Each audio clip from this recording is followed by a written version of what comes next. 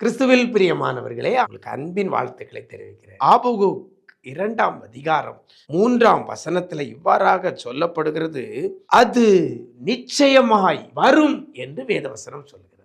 அதுனா எது?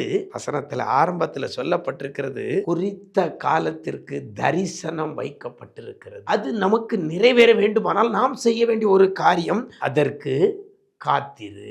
தாமதித்துக் கொண்டிருக்கிறதா? தாமதிக்கிற காலத்துல நாம செய்ய வேண்டிய காரியம் என்ன?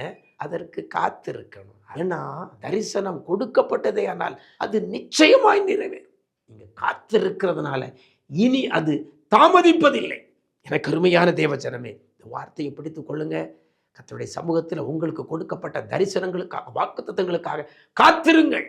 அது தாமதிப்பதில்லை என்று சொல்லப்பட்டிருக்கிறது. பிரியமான பிள்ளைகளே, வாக்குத்தத்தத்தையும் தரிசனத்தையும் சுதந்திரித்துக் கொள்ளுங்கள், காத்திருந்து. அப்படிப்பட்ட கிருபையை கர்த்தர் தருவாராக.